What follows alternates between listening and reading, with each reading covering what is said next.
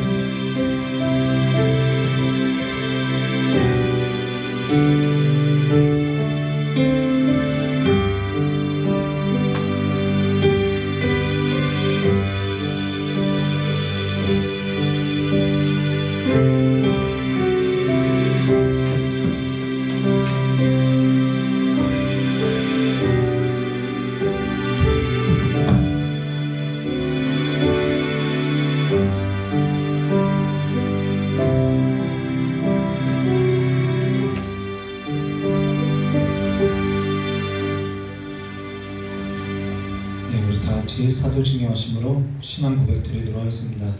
전능하사 천지를 만드신 하나님 아버지를 내가 믿사오며 그 외아들 우리 주 예수 그리스도를 믿사오니 이는 성령으로 잉태하사 동정녀 마리아에서 나시고 본디오 빌라도에게 고난을 받으사 십자가에 못 박혀 주시고 장사한 지 사흘 만에 죽은 자 가운데서 다시 살아나시며 하늘에 오르사 전능하신 하나님 옆에 앉아 계시다가 저리로서 산자와 존재를 심판하려 오시리라. 성령을 믿사오며 거룩한 공예와 성도와 서로 교한 것과 죄를 사하시는 것과 몸이 다시 사는 것과 영원히 사는 것을 믿사옵나이다. 아멘. 복음성가 한번 부르도록 하겠습니다.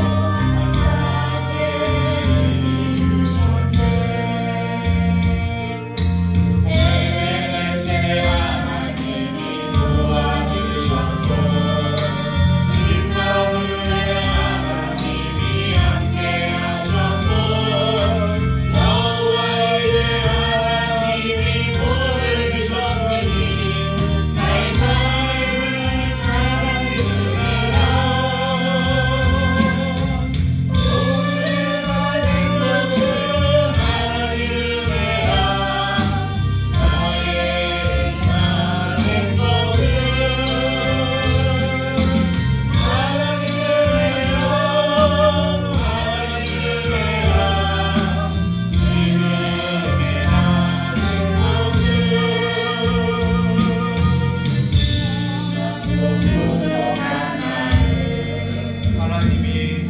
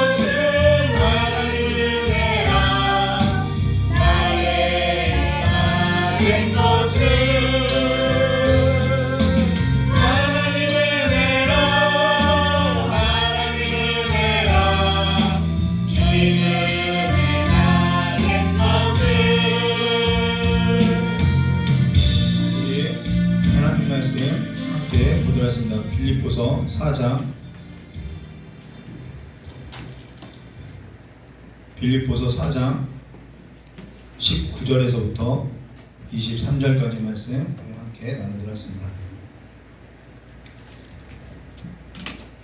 빌립보서가 그렇게 길지도 않은데 빌립보서를 석 달이나 나눴어요.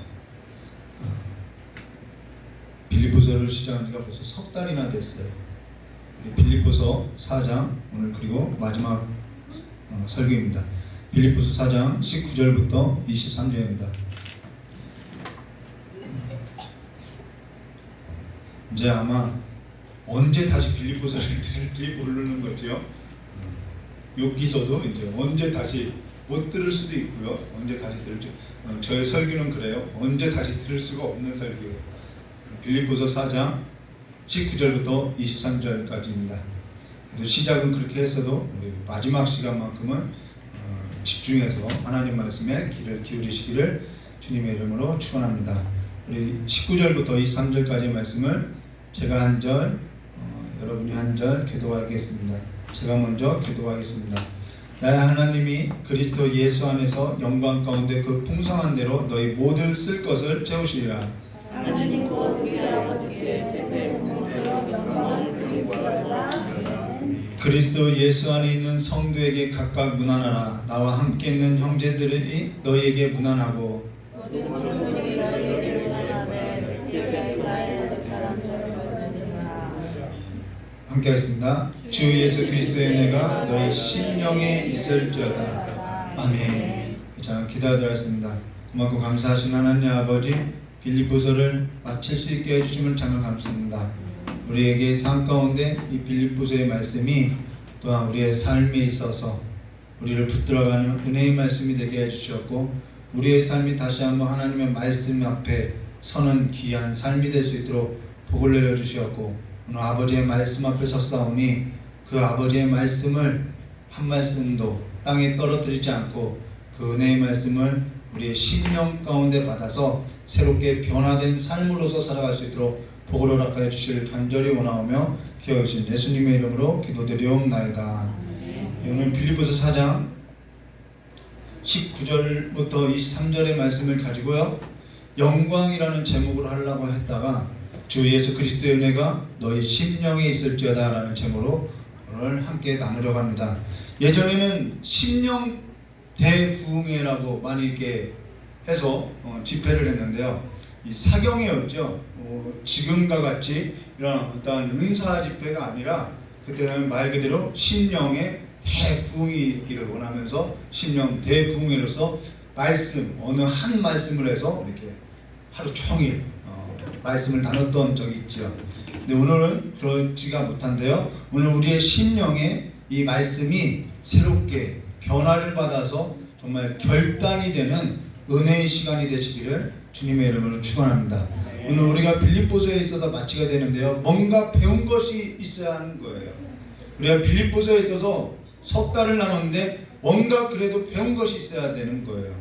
그로 인해서 시간이 된다면 다음 시간에는 우리 빌립보서에 있어서 이렇게 듣고 깨닫게 된 것이나 아니면 배우게 된 것이나 아니면 알게 된 것, 내가 새롭게 알게 된 것에 있어서 이렇게 잠깐 앞에 나와서 시간과 상관없이 이렇게 한 분씩 나와서 간증하는 그런 시간을 가지려고 하는데 아마 그러면 다음 시간에 아무도 나오지 않을 것 같아요. 그래서 그냥 다음 시간에 또 다른 걸로 한번 나누도록 하겠습니다. 사실 목회자가 가장 기쁠 때가 어느 때냐면은 성도가 헌금 가져올 때가 아니라, 바울이 앞서서 나눴죠. 성도가 헌금 가져올 때가 아니라 성도가 하나님의 말씀에 있어서 가까이 듣고 깨닫고 자라날 때, 사실 그보다 기쁜 일이 없고요. 그게 목회에 있어서 몫이라는 거예요. 그게 목회의 열매고요. 목회의 이자라는 것이죠. 그게 열매라는 거예요. 목회자가 성도들의 마음에 하나님의 말씀에 있어서 뿌렸는데, 성도가 뭐라고 써놨죠? 여기 성도가 이 마귀에게 하나님의 말씀에 있어서 빼앗겨가거나 하나님의 말씀에 있어서 듣고도 세상의 그 유혹 앞에 넘어지거나 할 때, 자라나지 못할 때, 열매내지 못할 때, 그것이 목회자에게 있어서는 하나님의 말씀에 있어서 뿌린 열매인데, 몫인데, 이자인데 가슴 아리하게 된다라는 거예요. 그리고 사실 거기에 있어서 말할 수 없는 이 기쁨이 있다는 것이죠. 근데 자라지 않을 때, 먹지 않을 때, 자녀들이 먹지 않을 때 부모가 근심이 되는 것이죠. 먹지 않을 때, 어떠한 세상의 유혹에 넘어질 때 근심이 된다라는 것입니다. 그래서 또 일으켜주고 또 부추기고 또 시키고 그러는 거죠. 저희 장로님이 밭에 가서 일을 할 텐데요, 밭을 갈고 씨 뿌리고 거름을 주고 땀을 흘리고 한 해를 수고했는데 계속해서 수고를 하는데 싹이 나지 아니하고 자라지 아니하고 짐승이 와서 먹고 열매 내지 않으면은 기간 내내 근심이 된다는 거예요. 때가 되면은 싹이 나야 하고 자라나야 하고 열매가 있어야 하는데 아무것도 없다라는 거예요. 그와 같다라는 것입니다. 저 여러분이 3개월, 어떤 분은 저와 함께 10년을 함께 있는데 때가 되어도 자라지 아니하고 열매가 없다면은 그보다 근심되는 일이 없다라는 것이죠. 3개월이라는 이 기간 매주 빠지지 아니하고 함께 이 빌립보서를 나눴는데, 이 빌립보서에 있어서 아무것도 없다는 건 그게 목회자로에게 있어서는 근심이 된다라는 거예요. 여기 바울도 빌립보 교회에게 있어서 그와 같은 마음으로 지금 이야기를 하고 있다는 것이죠. 그건 어떠한 목회자도 마찬가지라는 거예요.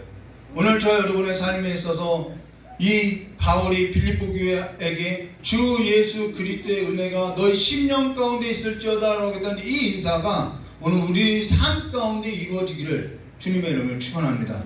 사실 빌립보 교회도 오해를 했던 것이 있었죠. 우리가 지난 시간에 보았죠. 에바브루디도를 보냈는데 그가 어떻게 되었는지, 그가 뚱쳐먹었는지 이러한 오해들이 있었다는 것입니다. 바울도 빌립보 교회에 대해서 오해가 있었다는 거예요. 어떤 오해가 있었냐면은 내가 이렇게 고난을 받고 있는데 아무도 찾아와 주질 않네, 이러한 오해가 있었다는, 그럼 그렇지, 이런 오해가 있었다는 거예요. 근데 그러한 오해가 풀리면서 내가 기뻐졌다는 거예요. 그러한 오해가 있었는데 너희들이 나의 고난에 참여하면서 너희들이 이 하나님의 복음의 역사에 있어서 함께하고 있구나, 내가 기쁘다, 이걸로 기뻐했다라는 거예요. 바울은 빌립보 교회가 자신을 잊어버리고 그럼 그렇지라고 생각할 때 에바브루디를 보낸 것으로 인해서 매우 기뻐했다라는 것입니다. 그러면은 지난 시간에 이어서 오늘 빌립보서 4장 19절 말씀 보도록 하겠습니다. 나의 하나님이 그리스도 예수 안에서 영광 가운데 그 풍성한 대로 너희 모든 쓸 것을 채우시리라. 말씀 좋지요. 암송하는 말씀 중에 하나인 거죠. 근데 여기 너희 모든 쓸 것을 채우시리라 라는 이 성경 구절이 마치 우리가 필요로 하고 원하고 있는 그 모든 쓸 것을 의미하는 줄 안다는 거예요. 뭐 그런 의미라고 할 수도 있겠지만은, 마치 하나님께서 뭔가 드리면은, 하나님께서 그보다 더한 것으로서 우리의 필요를 채우실 것이라는 그러한 의미로서 이게 자주 인용되는 성경 구절인데요, 그런 세속적인 의미가 전혀 없다라는 거예요. 근데 사실 그런 의미가 전혀 없는데, 물론 우리가 그러한 소망을 가지고 기도해 줄 수는 있겠죠. 그러나 이 성경 구절은 그런 의미로서 쓰여지지 않았다라는 거예요.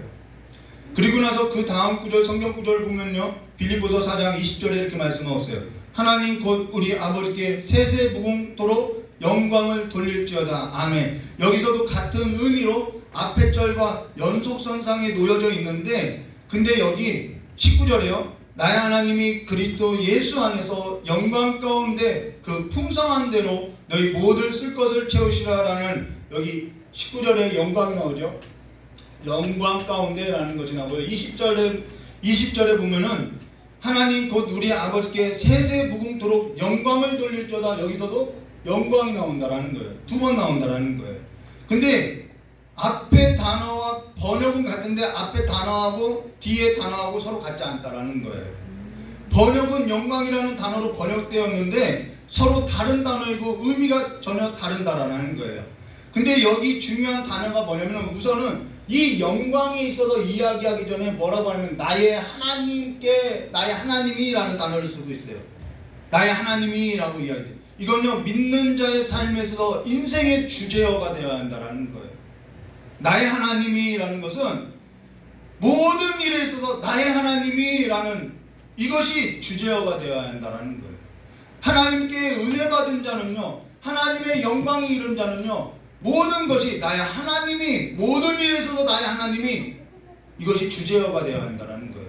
바울의 인생에 있어서 주제어가 두 가지가 있어요. 하나는 나의 하나님이라는 것이고, 그리고 나서 두 번째는 그리스도 예수 안에서 이 두 단어가 바울 인생에 있어서 핵심 주제어라는 거예요. 모든 일에 있어서 주제어가 되는 거예요. 오늘 우리 삶에 있어서, 오늘 우리 인생에 있어서, 오늘 우리의 모든 일에 있어서 그 주제어가 뭐가 되어야 하냐면 나의 하나님이 예수 그리스도 안에서 이것이 되어야 한다는 거예요. 이 주제어가 바뀌지 않았다는 것은 신앙에 있어서 내가 온전히 지금 서 있지 않다라는 거예요. 예를 들어볼게요. 어떤 이면 그래요. 내가 그런 말을 하죠. 늘 내가 그 내가인가 아니면은 옆집 누구 남편은 그거 아니면요 옆집 누구 자식은 그러면서 뭐라고 하죠? 내 팔자가 사납다. 어떠한 운명론이나 숙명론에 빠져서 자기 인생에 있어서 자족하지 못하고요, 한탄하고요, 비관하고요, 자기 인생에 있어서 모든 일에 있어서 자기 생각대로 결론을 내린다라는 거예요. 주제어가 바뀌지 않았다라는 거예요. 드라마나 연속곡 그 세상 안에 갇힌 사람과 같이 누구는 그렇더라 그 모든 내용이라는 거예요. 신앙을 가졌다고 하나 하나님이 주인된 삶이 아니고 그리스도 예수 안에서의 삶도 아닌 자기가 주인된 삶이고 자기 안에 갇혀서 어떠한 피의식 가운데 마음은 교만한 마음이 품고 우월하든가 열등해도요 교만한 마음이라는 거예요.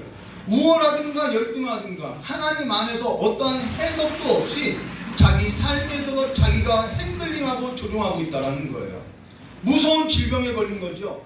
우리가 몸이 아픈 것만 질병이 아니라 이러한 악한 병이 있다는 거예요. 오늘 우리가 하나님이 아니면 어떠한 형태에 있어서 인생에 있어서 조종하냐, 우월하든 열등하든 하나님을 떠난 죄로부터 지배를 받은 형태로서 나올 수밖에 없다는 거예요. 아직 죄에 있어서 해결된 삶이 아니죠. 죄로부터 해방된 삶이 아니죠. 해방은 되었다고 선언하고 있지만은 해방되지 못한 삶으로서 살아가고 있다는 거예요. 이러한 삶이 얼마나 많냐는 것이죠. 이 주제어는 그냥 중요하다는 거예요. 이거는 예배당에 나왔느냐, 어릴 때부터 신앙을 가졌느냐, 모태에서부터 내가 신앙을 가졌느냐의 문제가 아니라는 거예요. 인생에 있어서 주제어가 달라졌느냐의 문제라는 것이죠. 신앙에 있어서 가장 근원적인 문제라는 거예요. 그러면서 여기 나의 하나님이 그리스도 예수 안에서 영광 가운데라는 것은 이 영광에 이르지 못하는, 그리고 그 영광이 뭔지 모르는 그냥 그러한 삶이 될 수 있다는 거예요. 늘 자기 한탄인 것이죠. 여기 영광이라는 단어 첫 번째 19절에 나온 게서 나의 하나님이라는 이 표현이 그냥 중요하고 그 다음부터요 그 영광이 나오죠. 19절에 이 영광이라는 것은 무엇을 말하면 선을 말해요. 하나님의 선을 말하는 거예요. 여기에 쓰인 영광 가운데라는 이 단어는 선이라는 단어이고 또 이 단어는 지혜, 하나님의 지혜, 하나님의 능력이라는 단어라는 거예요. 이 단어가 어디에 쓰였냐면요, 이건 로마서 8장 26절과 28절에 쓰여진 단어인데요, 26절부터 보도록 하겠습니다.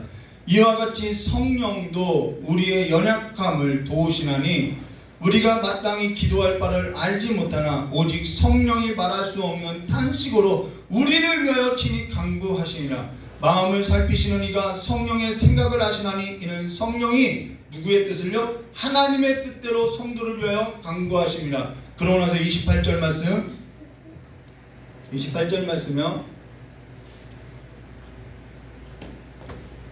우리가 알거니와 하나님을 사랑하는 자, 우리가 하나님 사랑하지요. 곧 그 하나님을 사랑하는 자는요, 곧 그의 뜻대로 부르심을 입은 자들인데, 그의 뜻대로 부르심을 입은 자들에게는 모든 것이 협력하여 뭘 이룬대요? 선을 이룸이라 할 때 이것이 영광이라는 단어라는 거예요. 여기 그의 뜻대로 부르심을 입은 자에게 모든 것이 협력하여 선을 이룬다 할 때 나온 이 선이 하나님의 영광이라는 단어이고, 하나님의 지혜이고, 하나님의 능력이라는 거예요. 하나님의 능력은, 하나님의 지혜는요, 선을 만들 수 있는 능력이 있다는 거예요. 저는 그런 능력이 없어요. 하나님만이 있다는 거예요. 여기 사용된 단어가 뭐냐면 토부라는 단어라는 거예요. 토부. 하나님 보시기에 좋았더라, 좋았더라 할 때 선하였더라, 그것이 토부라는 거예요. 그래서 하나님의 그 만물 가운데 하나님의 영광이 드러나지 않는 것이 하나도 없죠. 모든 만물이 다 하나님의 영광을 드러내고 찬양하고 있다는 것입니다. 그런데 그거를 마귀가 훔쳐갔지요.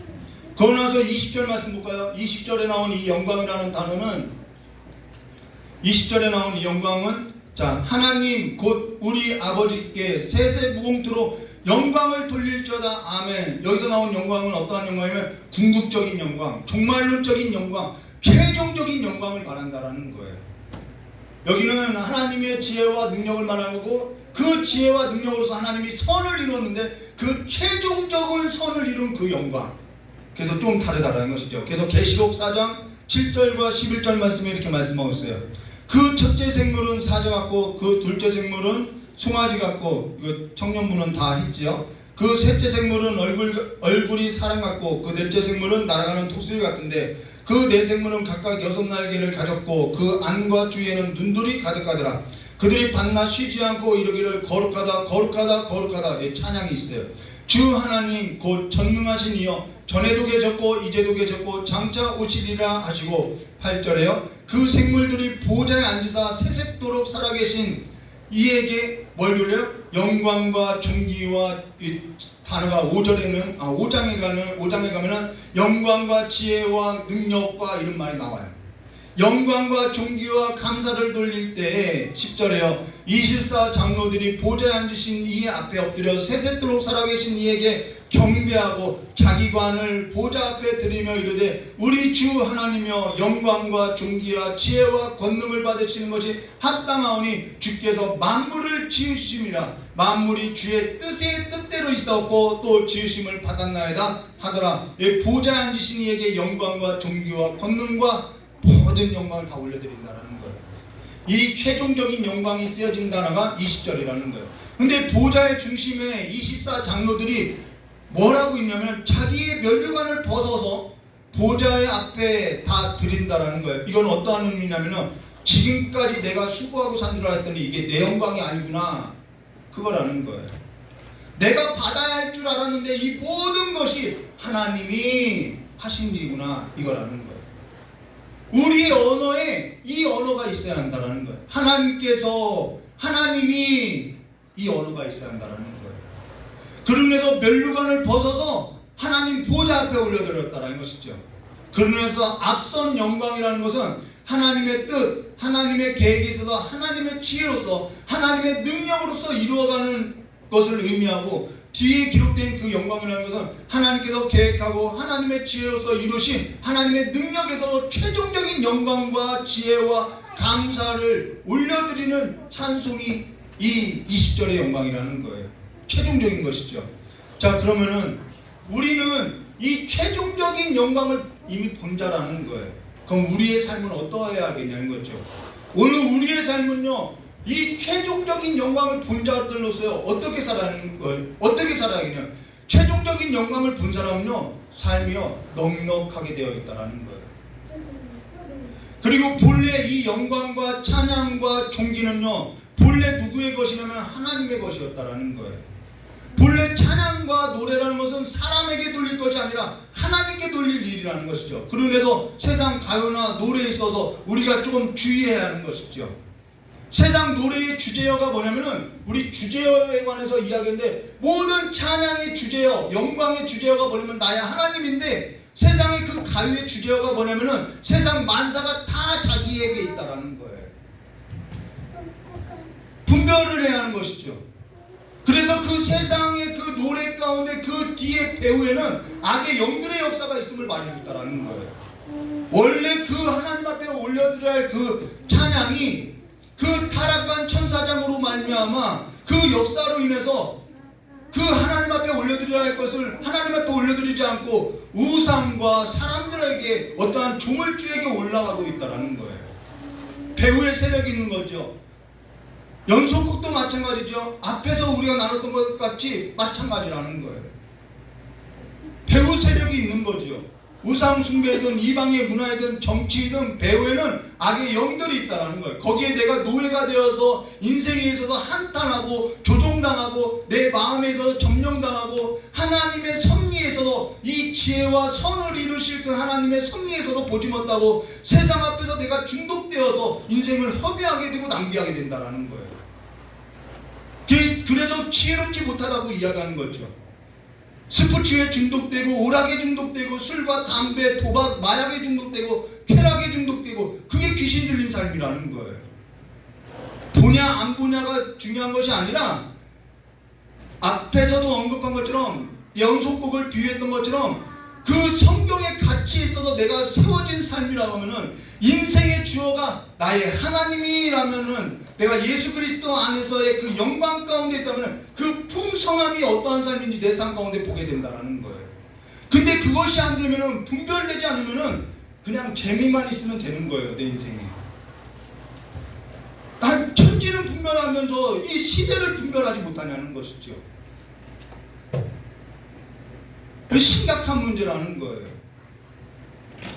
여기 하나님께서 만세전에 예수 그리스도 안에서 계획하신 자 오늘 우리 여기 영광 가운데 그 다음 영광을 돌릴지어다 이 단어는 어떠한 의미냐면요 하나님께서 만세전에 창세전에 예수 그리스도 안에서 계획한 하나님의 뜻을 하나님의 지혜로서 하나님의 능력으로서 우리의 삶 가운데 개입해서 우리를 하나님의 영광의 자리로 만들어 가겠다라는 거예요. 최종적인 영광의 삶으로서 만들어 가겠다라는 것이죠. 그로 인해서 최종적인 삶에서 하나님의 뜻이 하나님의 지혜에 있어서 하나님께 경배와 감사와 찬송을 올려드리는 우리 삶이 된다는 거예요. 우리는 이 최종적인 삶을 보고 있기 때문에 우리는 넉넉하게 살아갈 수 있다는 거예요. 여기에 있어서 이 삶과 이 삶에 있어서 뭐죠? 이루는 그 모든 일에 있어서 하나님께서 그 모든 필요를 뭐 하겠다는 걸 채워가시겠다는 거예요. 그것이 모든 필요를 채우신다라는 거예요. 그 모든 필요라는 것은 세속적인 의미가 아니라 그래서 우리를 연단하는 도구와 같은 것을 말한다라는 거예요.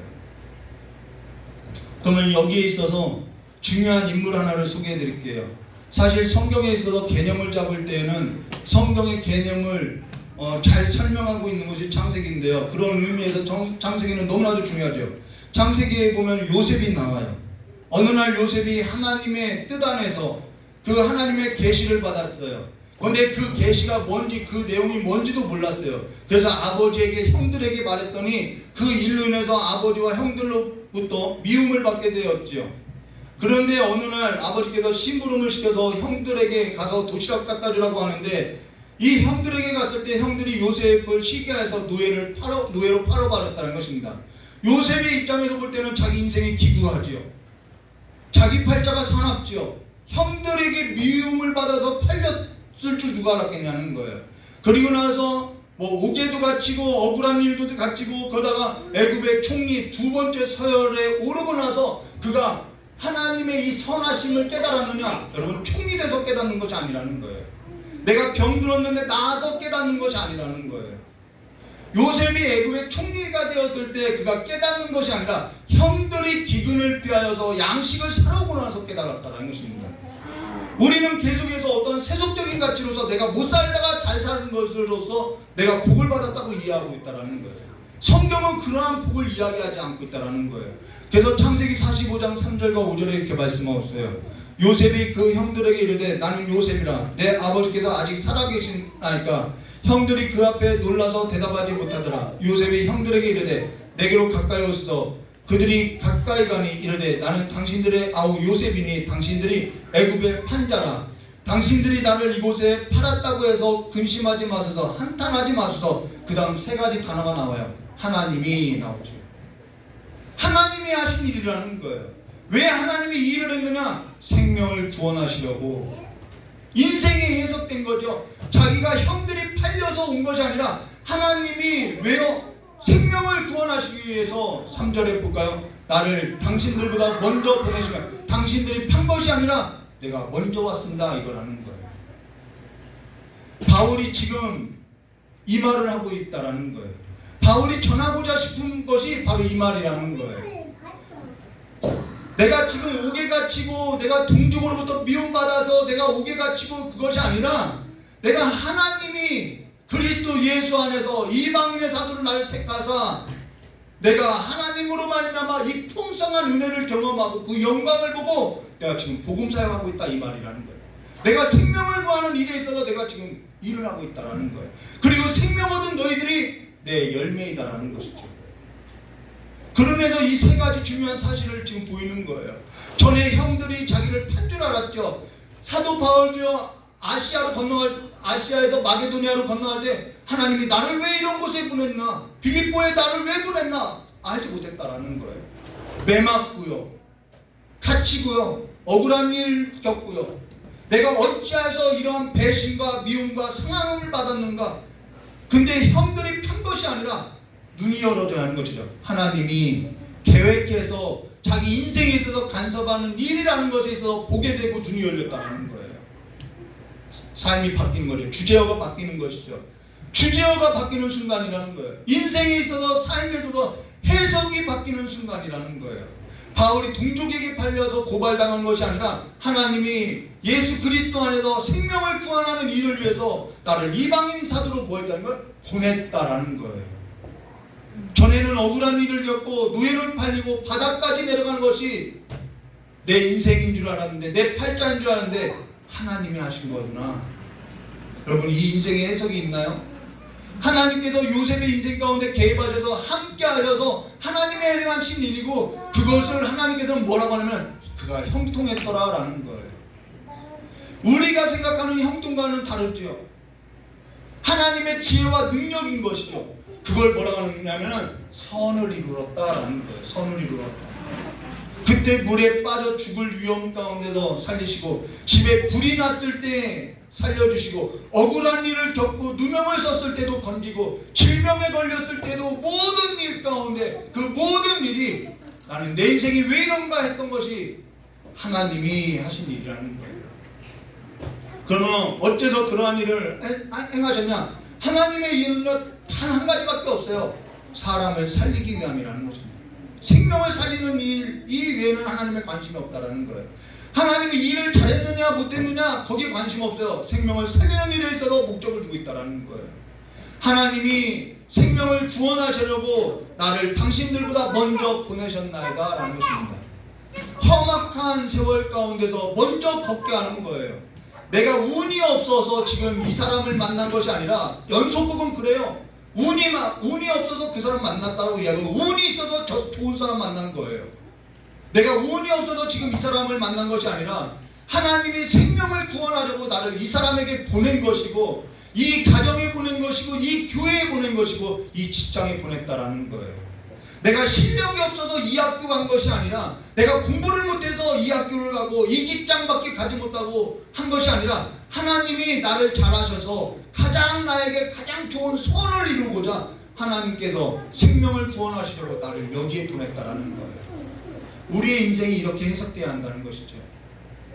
하나님께서 지혜가 없고 능력이 없어서 이와 같은 일을 한 것이 아니라는 거예요.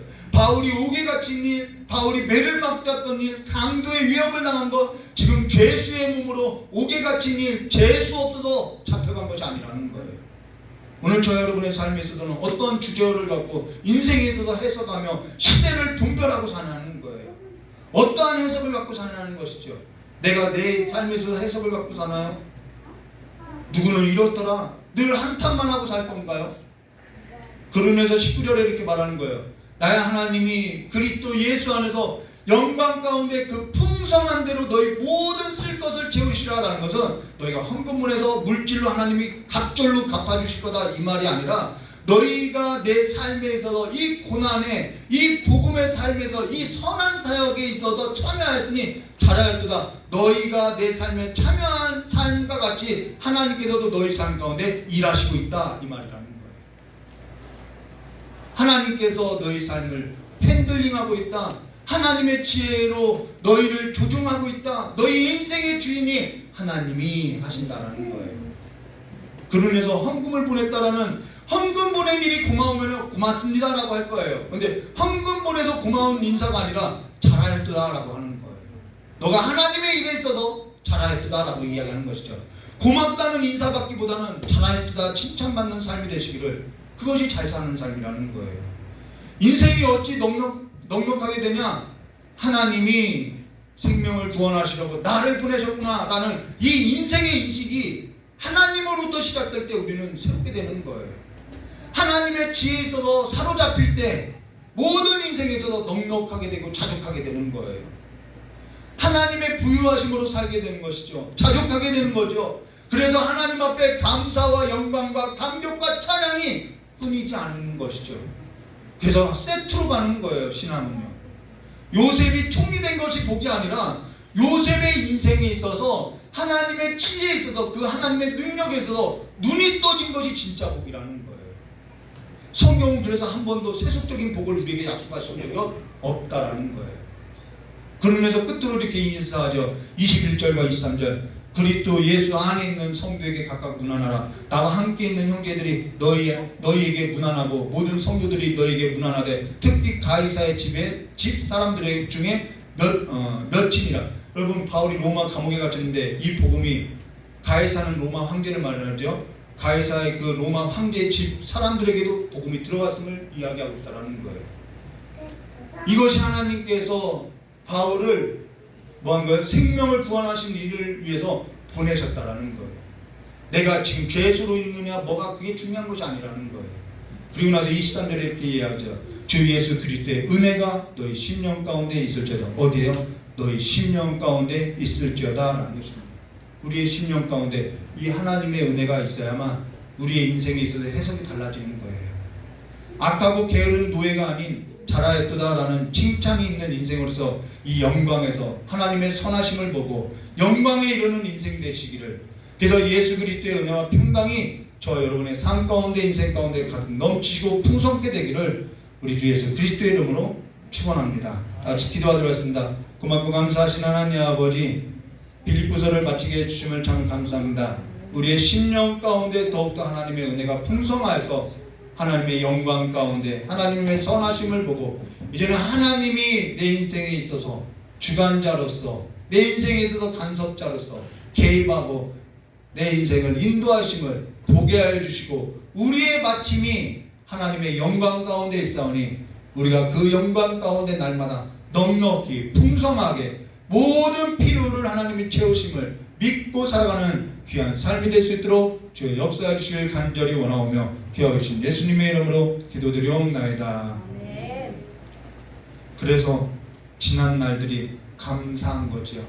우리 찬송 부르고 깨달은 말씀 붙들고 기도하도록 하겠습니다.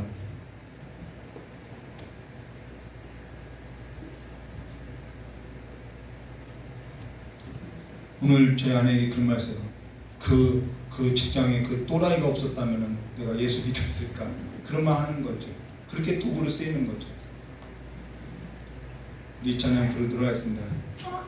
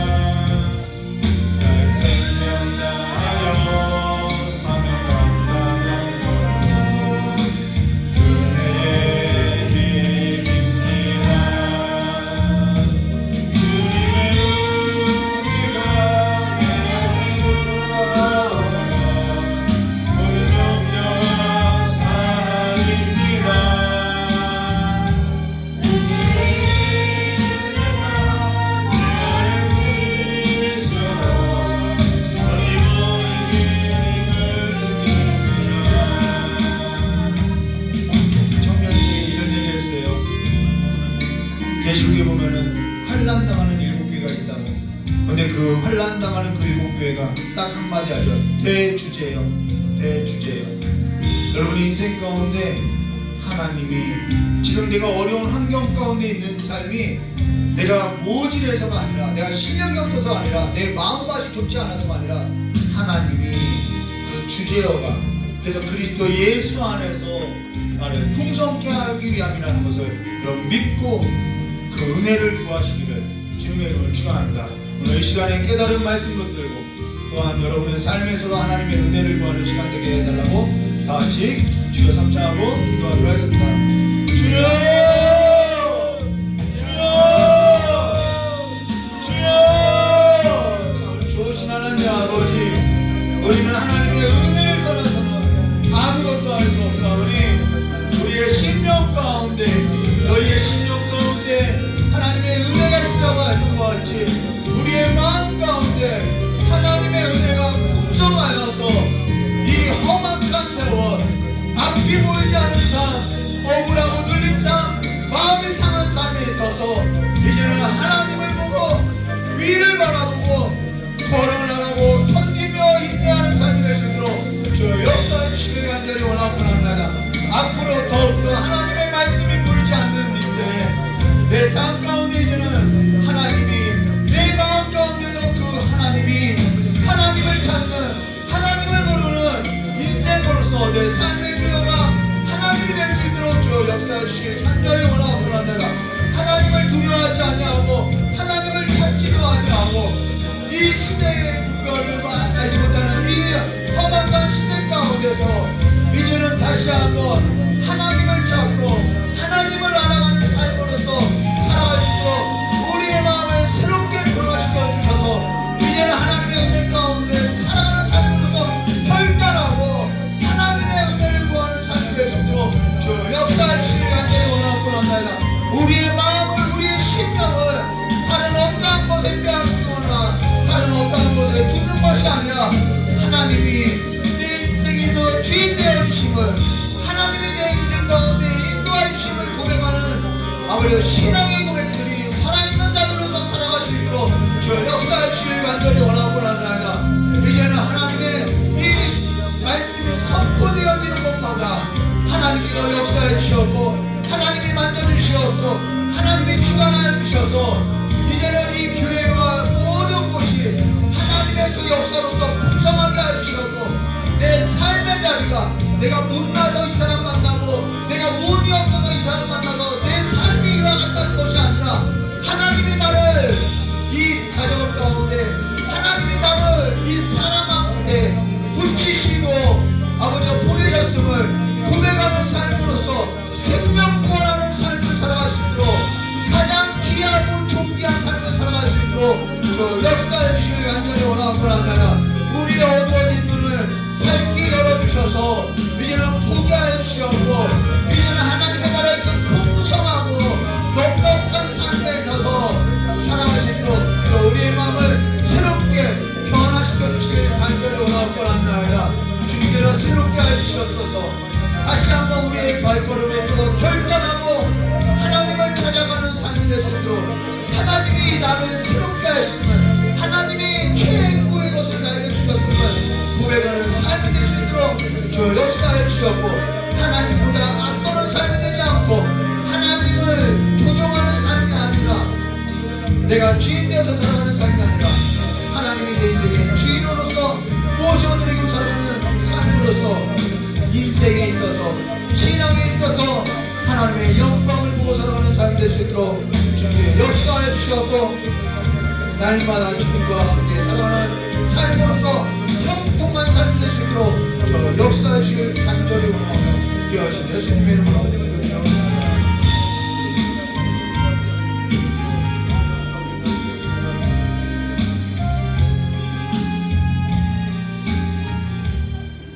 조신 하나님 아버지, 하나님이 만세전의 그리스도 예수 안에서 우리를 택하시고 우리를 연단하시고 우리를 보내시고 우리를 억울하게도 하시고 배신도 당하게도 하고 여러 가지 일을 겪게 하시고 또 물에서도 건져주시고 불 가운데서도 건져주시고 질병 가운데서 건져주셨던 것은 우리로 하여금 하나님께서 생명 구원하라고 우리를 먼저 보내신 것임을 이제는 보게 하려 싸우니, 내가 실력이 없어서 대학에 떨어지고 내가 실력이 없어서 지방을 나온 것이 아니라 하나님이 나의 삶에 있어서 거기에 생명 구하는 일로서 나를 보내신 것이고, 또 이 사람이 만난 것이 운이 없는 것이 아니라 하나님이 나를 그 가정 가운데 생명 구하는 일에 있어서 하나님의 나라의 풍성한 삶의 역사로 인해서 나를 보내신 삶이오니, 이제는 우리의 인생에 있어서 내가 생각하고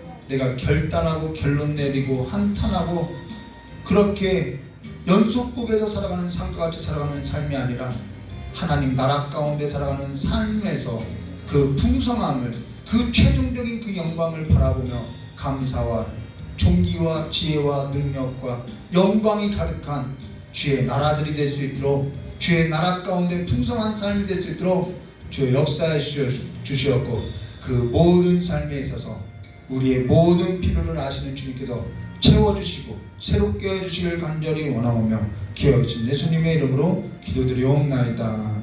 우리 주님 가르쳐 주신 기도로서 금요예배 마치도록 하겠습니다. 하늘에 계신 우리 아버지여, 이름이 거룩히 여김을 받으시오며 나라의 마옵시며 뜻이 하늘에서 이루어진 것 같이 땅에서도 이루어지리라.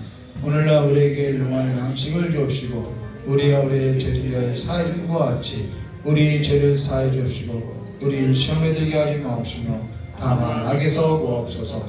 대개 나와 권세 영의 아버지께 영원히 싸움나이다.